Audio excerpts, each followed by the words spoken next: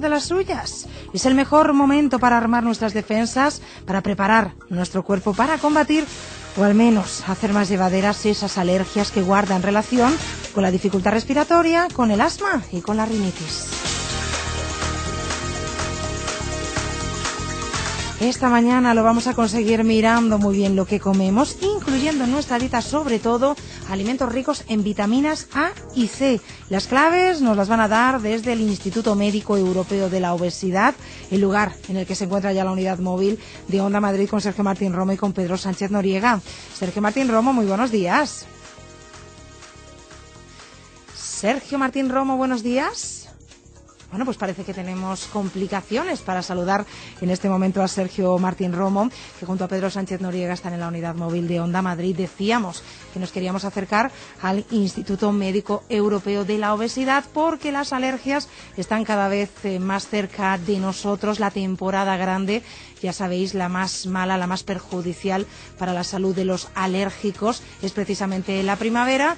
Unas personas que tienen un sistema inmunológico, diríamos, que falla un poquito, que no es capaz de reaccionar bien ante estas sustancias que le agreden constantemente. La alimentación nos puede echar una manita a ese respecto, así que vamos a intentar aclarar esos conceptos que nos ayudarán a saber qué hay que comer y qué no para mejorar nuestras defensas. Sergio Martín Romo, muy buenos días. Hola Belén, muy buenas. ¿Me oyes? Sí. Muy bien, estamos aquí, Ahora como sí. decías tú, en el Instituto Médico Europeo de la Obesidad, en una mañana de contraste, soleada en Madrid, donde precisamente en el Paseo de la Habana 63 donde nos encontramos está nevando, ¿de acuerdo? ¿sí? Sí, caen los copos de nieves, hace frío, y ahí, claro, con este frío pelón que tenemos, nuestras defensas también bajan, ¿Cierto? y no hay que bajar, nunca mejor dicho, la guardia para prepararnos para esa época de alergias que tenemos ya a la vuelta de la esquina.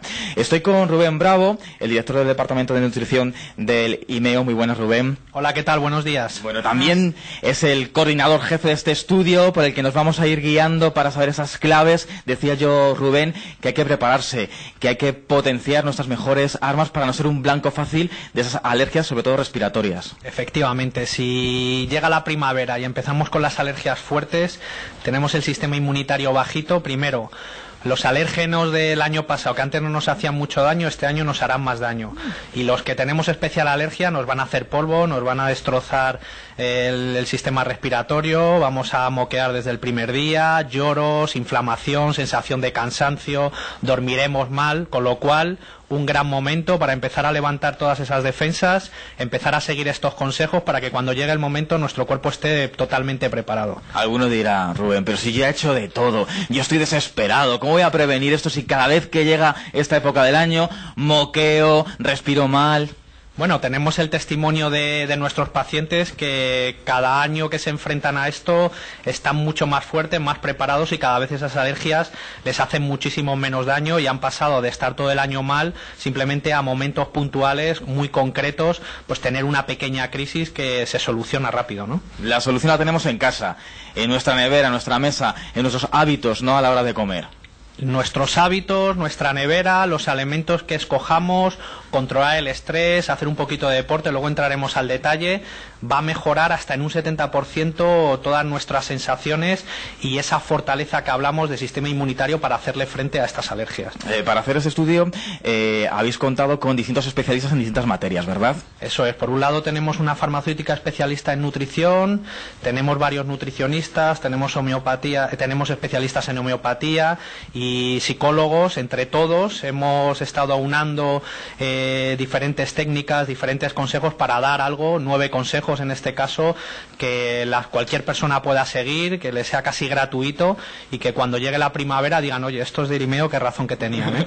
Voy a presentarte, Belén, a Rebeca Martín. Ella es farmacéutica y nutricionista. Rebeca, muy buenas. Hola, buenos días a todos los oyentes. Claro, todos los alérgicos dirán, ya tengo que tener a mano el antihistamínico. No es lo primero que se nos vendría a la cabeza. Claro. Hombre, lógicamente, hay muchas personas que tienen problemas más importantes de alergia, usan antihistamínicos, pero claro, tienen efectos secundarios que lógicamente pues les dejan aturdidos, les entra un poco de sueño y no les gusta mucho tomarlos, porque además los antihistamínicos tienen un efecto, digamos, de corto plazo, pues tienes que tomarte a diario porque si no, no te hacen efecto, y lógicamente hay mucha gente que no le gusta utilizarlos. Luego tienes la opción de las vacunas antialérgicas, pero bueno, el tema de las vacunas antialérgicas dan resultados positivos, pero tienes que estar inyectándote alergenos durante una cantidad de tiempo, pues de 2, 3, 4, 5 años.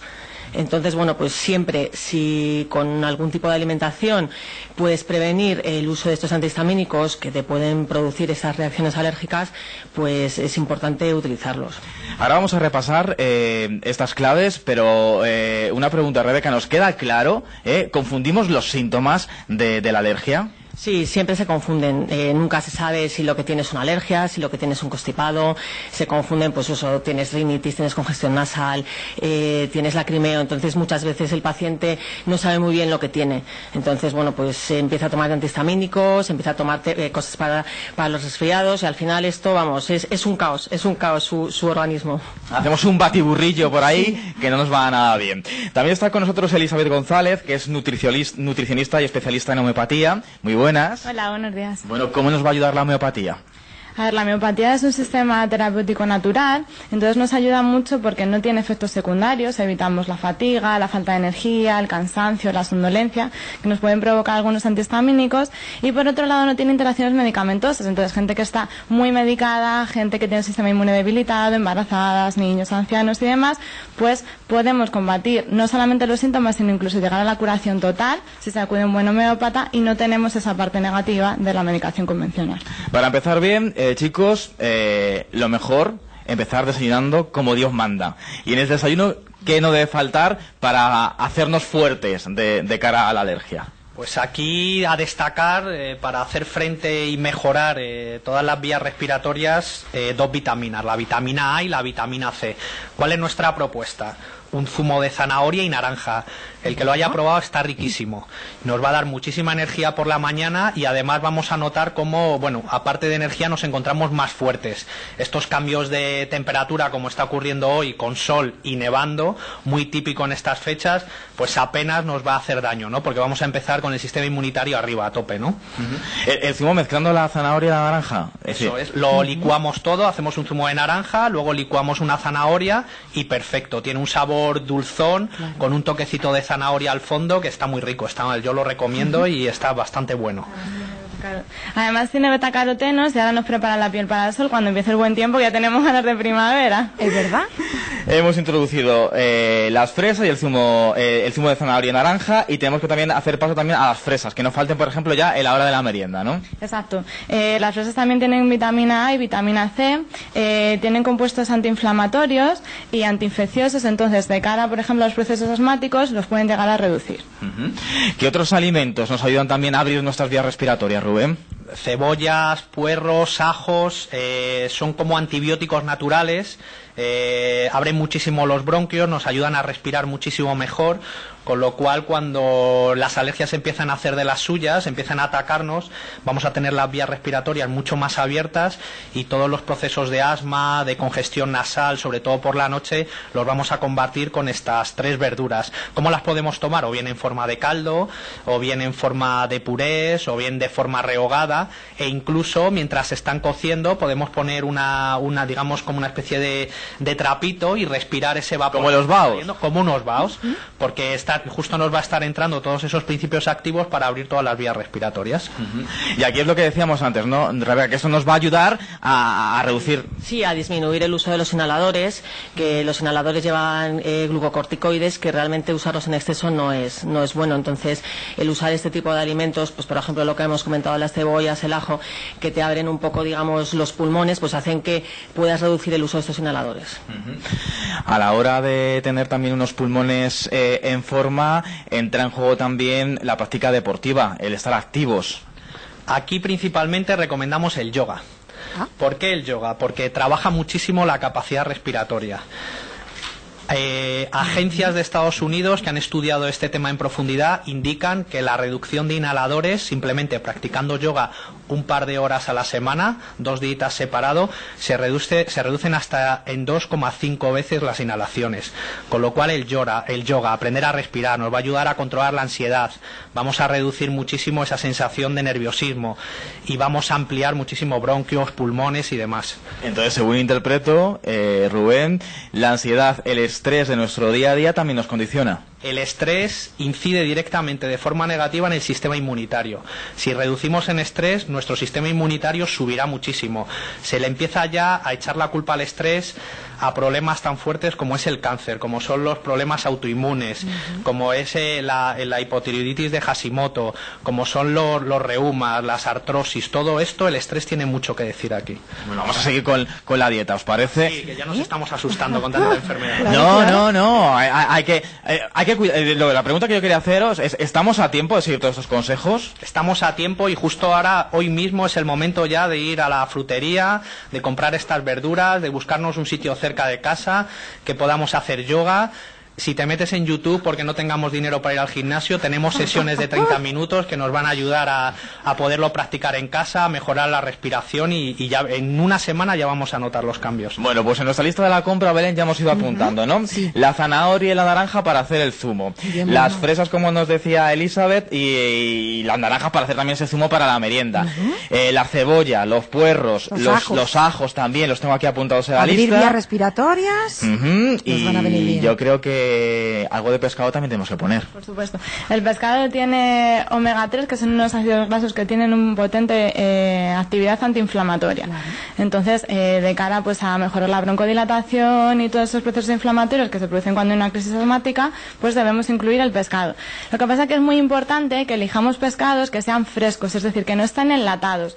¿Por qué? Porque los pescados enlatados aumentan la secreción de histamina, que es lo que se secreta cuando hay una alergia. Entonces, tenemos que conseguir que el pescado sea fresco. Vale. Y ¿Eso aquí no lo podríamos... sabía Mira, pues apúntatelo, Belén. Aquí entonces podríamos introducir también alimentos que no nos van a ir bien para la rinitis o para las alergias. Pues como he dicho, los alimentos que están enlatados, es decir, sardinas, en lata, este tipo de cosas, los embutidos que están crudos, es decir, por ejemplo, pues más el salchichón, la sobrasada y demás, deberíamos dejarlos a un lado y coger embutidos que estén más cocinados, pues como por ejemplo, pues el jamón de york, el pavo, ese tipo. Dejemos a un lado también los quesos que están más curados y pues más quesos frescos, lácteos, más en su parte fresca. Y también introducir en nuestra dieta, Rubén, alimentos probióticos. Eso es. ¿De qué estamos hablando? En este caso hablamos del kéfir. El kéfir es un preparado a partir de la leche fermentada. Los estudios nos indican que tiene aproximadamente unas 40 especies de bacterias. ¿Qué es esto? Pues esta es la policía, digamos, de nuestro intestino. Nos ayuda a que en nuestro intestino solo entren las vitaminas, los minerales y todos los tóxicos no entren. Entonces, todos los estudios nos indican que más o menos el 70% de nuestro sistema inmunitario se gestiona en el intestino. Justo el kéfir, en este caso, lo que va a hacer es reforzarlo. Entonces, si por un lado reforzamos nuestro sistema inmunitario con el kéfir, luego por otro lado bajamos la inflamación con el pescado, con estas frutas, estas verduras y mejoramos las vías respiratorias, de esta manera haremos frente con mucha fuerza a estas alergias que vienen ahora, que nos van a atacar y nos van a hacer daño. Y luego también dar a nuestro sistema, a nuestro cuerpo, lo que necesita en cada momento. Yo no sé si esto me lo explico bien, lo intento transmitir, que es lo que ritmonutrición. ¿Esto en qué consiste? La ritmonutrición es una última tendencia que se lleva gestionando aproximadamente desde el 2006-2007. ¿En qué consiste? Han analizado cómo funciona el cuerpo, cómo funciona el ciclo circadiano. ¿Qué significa? Que a partir de las 5 o 6 de la tarde, cuando empieza a salir el sol, nuestro cuerpo se activa. Hay unas hormonas que empiezan a funcionar. Hasta las 7 de la tarde, digamos que esta primera etapa del cuerpo necesita energía, necesita alimentos que proporcionen mucha vitalidad, que nos tengan, digamos, alerta, que nos mejoren la concentración, la memoria. Pero a partir de las 6 de la tarde, poco a poco hay un relevo de hormonas y todo esto tiene que ir bajando. ¿Para qué? Para prepararnos al descanso, al sueño. Justo fijaros que por la tarde-noche, que es cuando se aumenta el sistema inmunitario, cuando estamos resfriados o con gripes, es cuando sube la fiebre. Justo por eso ahí, nosotros en la merienda hemos puesto estas fresas con un poquito de zumo de naranja, porque va a aumentar nuestro sistema inmunitario y el pescado lo va a reforzar. Entonces, justo cuando tiene el sistema inmunitario que está alto, que es por la tarde-noche, le ayudaremos con estos alimentos para que se refuerce refuerce más. Es utilizar los alimentos en cada momento del día para acompañar a nuestro cuerpo en sus procesos vitales. Esto lo decimos no porque hay que estar bien, hay que tener una serie de hábitos, hay que evitar la grasa, nuestra grasa corporal, porque eso también nos va a perjudicar a la hora de las alergias. Efectivamente, si tenemos mucha grasa visceral, es decir, la que se acumula detrás de la pared abdominal, la tripita cervecera que todos conocemos, ¿qué está ocurriendo? Que nuestro diafragma sube y entonces está mermando, está reduciendo nuestra capacidad respiratoria. Los estudios hablan en obesos hasta un 20% de capacidad respiratoria menos, es muchísimo. De ahí que nos cuentan pues pacientes que les sobran muchos kilos, que no pueden respirar, que a veces se tienen que sentar, que tienen taquicardias. Claro, si a esto le sumamos las alergias, sistema inmunitario bajo, pues imaginaros, ¿no?, el resultado. Bueno, ¿qué consejos damos ya para terminar, Rebeca, a todos los alérgicos que nos estén escuchando? Bueno, pues yo creo que lo que ha comentado Rubén del exceso de peso pues es preocupante, conlleva a que las personas pues con obesidad tengan que usar digamos antialérgicos más potentes o mayores dosis, que le va a provocar digamos un aumento de los efectos secundarios y bueno, yo creo que hay que tomarse esto en serio, hay que intentar con la nutrición evitar estas contraindicaciones y luego también tener en cuenta pues que el precio de los antihistamínicos y de las vacunas antialérgicas y de los aerosoles pues es bastante elevado y que si podemos un poco paliar estos síntomas con los alimentos pues también nos va a reducir el precio de la bolsa de la compra, vamos, del carro de la compra.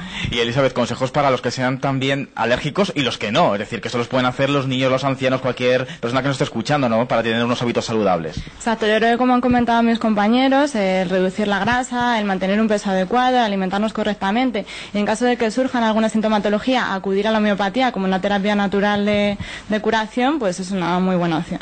Bueno, Rubén, que hay que armarse porque lo que nos espera a la vuelta de la esquina no es nada fácil. Eso es. Y bueno, simplemente también como último comentar que estas indicaciones no van a sustituir en ningún momento el tratamiento de nuestro alergólogo, sino que lo tenemos que llevar en paralelo y que poco a poco nuestro alergólogo, al ir viendo cómo estos resultados van mejorando, pues él irá retirando toda esa medicación que nos habrá prescrito en un momento inicial. Tengo una duda, Sergio. A ver, Belén. Trasládamela, es por respecto a una de las cositas que ha dicho Rubén cuando ha hablado del kéfir, decía que era bueno pues un derivado de los lácteos. Teniendo en cuenta que muchos alérgicos también presentan algunas intolerancias a alimentos, ¿los intolerantes a la lactosa podrían tomar kéfir o no? Tenemos un kéfir, se puede encontrar un kéfir que no tiene ningún tipo de lactosa. Ajá. Entonces, en este caso tendrían que buscar este concreto para que los intolerantes a la lactosa no tuvieran un problema, una reacción. Es decir, que si la idea es aumentar el sistema inmunitario, si tomaran lactosa justo lo estarían reduciendo. Entonces, en este caso, los intolerantes a la lactosa que buscan un kéfir que no lleve lactosa, que se le hayan retirado. Genial, existe esa opción. Era un dato que tenía yo ahí con la duda, digo, no me voy a quedar yo con ella. No, y muy bien porque es verdad, tienes toda la razón. Muchísimas gracias, Rubén. Es verdad que hay muchas personas que son alérgicas y presenten también, bueno, pues intolerancia, reacciones alérgicas a determinados alimentos. Pues hemos hecho un repaso completito, Sergio. Ahora solo falta acercarnos al mercado más cercano de casa y tener todos los ingredientes listos para poder combatir, como decimos, o reducir los efectos de las alergias respiratorias. Sergio Martín Romo, Pedro Sánchez Noriega, nuestros compañeros de la Unidad Móvil de Onda Madrid, muchas gracias. Hasta luego. Hasta luego. Les dejamos allí. Hemos, desde luego, hecho, como decíamos, un buen repaso por el mundo de las alergias y la prevención a través de la alimentación y del ejercicio. Es importante que lo hagáis porque, de verdad, que vienen épocas, lo sabéis, complicadas para vosotros, así que vamos a enfrentarnos a ellas de la mejor manera posible. Nuestro teléfono 91 512 8400 91 512 8400.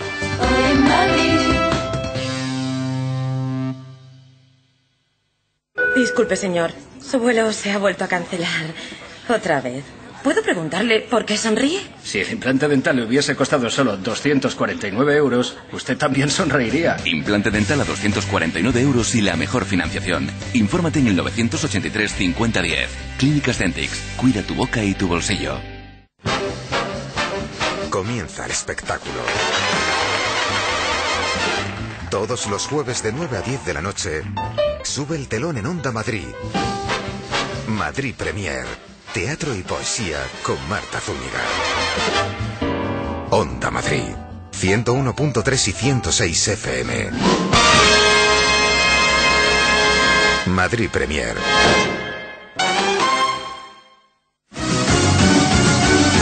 ¿Tu hipoteca no baja? ¿Aún tienes cláusula suelo? ¿Tus ahorros están atrapados en tu banco? Resuelve todas tus dudas en Consumeralia. Este jueves, 14 de marzo, a partir de las 10:30 de la mañana, acércate al Hotel Santo Domingo. Escucha nuestras charlas informativas y consulta tus dudas con nuestros abogados. Inscríbete en www.consumeralia.com o llamando al 91 542 9912. Entrada gratuita. El jueves 14 de marzo celebra el Día del Consumidor con Ausbank.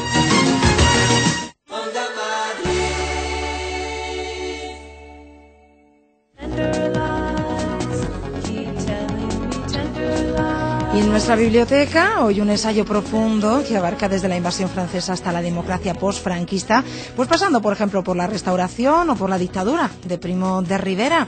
¿Quién es su autor, Sergio? Pues don José Varela Ortega, presidente de la Fundación José Ortega y Gasset Gregorio Marañón, editor del Imparcial, doctor por la Universidad de Oxford y doctor en Historia Contemporánea por la Universidad Complutense. Ha sido catedrático de la Universidad de Santiago de Compostela, de la de Valladolid y de la Universidad Rey Juan Carlos. Fellow de St. Anthony College de Oxford también, del National Humanities Center y del Instituto Di Tella, director del Colegio de España en París. En fin, un currículum envidiable, autor de publicaciones sobre historia contemporánea y reflexión política de gran calado. Don José, muy buenos días, bienvenido. Sí, muy buenos días, muchas gracias. Bueno, interesantísimo este ensayo, desde luego quedaría para mucho más que hablar. Habla, por ejemplo, de uno de los mayores defectos de la historia nuestra, la reducida capacidad de integración de demasiados regímenes y sistemas políticos. Bueno, ¿es una pregunta? Sí. Bueno, pues sí, es quizá... Vamos a ver, esto de la integración y de hacer una democracia participativa estable y fundada en la ley y en la alternancia es un proceso proceloso en todos los países y muy complicado, ¿no? Es decir, que cuando nos quejamos ahora tanto, con razón, de que las primaveras árabes se convierten rápidamente en otoño e invierno, debemos un poquito recordar lo que ha sido la historia europea en los últimos 200 años, o por lo menos hasta la Segunda Guerra Mundial, ¿no? En todos los países, pero España sí tiene una cierta tendencia al exclusivismo, el monopolio de poder, más que a la participación, la alternancia y el entender que las minorías son parte del sistema, ¿no?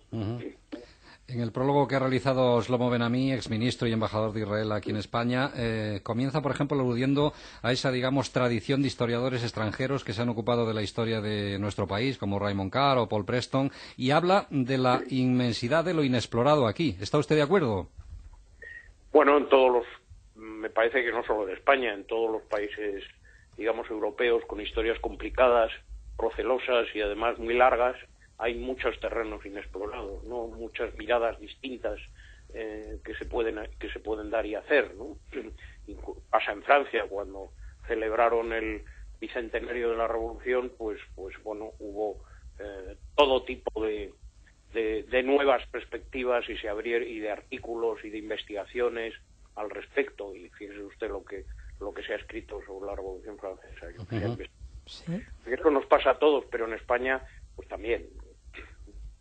Decía... Yo lo que he procurado es que no nos consideremos un bicho raro, que no tengamos este padecimiento del morbo histórico de creer que esto es una cosa extrañísima y singular, y que comparemos en la medida de lo posible nuestros problemas, situaciones, aspiraciones y objetivos con las de otros países de nuestro entorno, nada más que eso.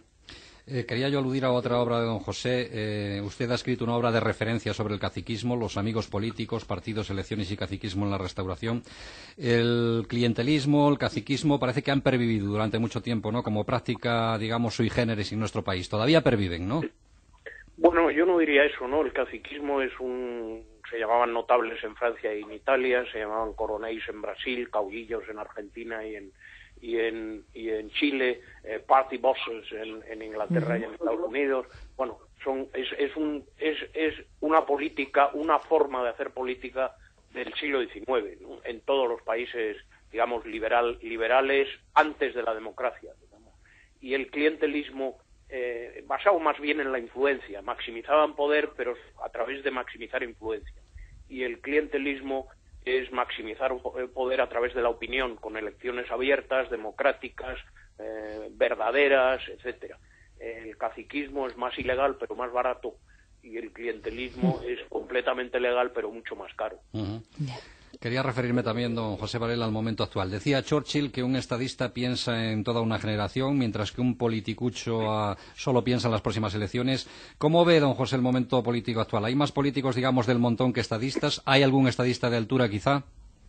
Bueno, también los comerciantes en general piensan en la cuenta de resultados del mes siguiente y no en una perspectiva como Henry Ford, ¿no? Sí. Eso pasa en todos los lados. Y los políticos, efectivamente, la mayoría piensan, como usted dice, en las siguientes elecciones, no en la siguiente generación, como usted dice de esa cita, con razón de esa cita de Churchill. Quizá ahora, en toda Europa y también en España, haya más políticos de corto plazo y menos estadistas, ¿no? No hay tantos Helmut Kohl y Mitterrand y otro tipo de políticos, ¿no?, que había antes. No hay no hay un Felipe González ni un presidente Aznar, independientemente de lo que a uno le guste o disguste uno u otro, pero es evidente que tenían una visión y un cierto sentido del Estado que a lo mejor ahora echa uno un poco de menos, ¿no? Pero la política es así, ¿no? Tampoco tenemos que escandalizarnos, ¿no? ¿Sí? Hombre, quizá si usted me aprieta, pues yo le diría que los políticos se tienen que dar cuenta en este país que hemos llegado al final y en toda Europa, por otras razones, pero luego en este país, que hemos llegado al final de un cierto recodo del camino y que hay que hacer reformas, ¿no? Y que hay que integrar a determinadas personas. La expulsión del mercado de trabajo es una forma de desintegración, ¿no? Que tienen que plantear esas cosas de otra manera, ¿no? Y de manera más seria. Ojalá desde luego sea así, consigamos además soluciones. José Varela Ortega, muchísimas gracias por haber estado con nosotros. No, gracias a ustedes. Gracias. Hasta luego. Adiós. El autor de este libro, de este ensayo que teníamos sobre la mesa, Los señores del poder y la democracia en España entre la exclusión y la integración. Un libro desde luego, bueno, pues diríamos que consistente, con el que tocar varios momentos de la historia de España, diferentes momentos que nos tienen que hacer reflexionar. Hoy lo hemos intentado desde diferentes puntos de vista y diferentes facetas en esta primera hora de programa, pero todavía nos queda mucho por delante. No te vayas, Sergio, que nos tienes que contar la segunda anécdota después de las noticias. No me había olvidado. Justo después de las noticias nos cuenta su segunda anécdota con el transporte público.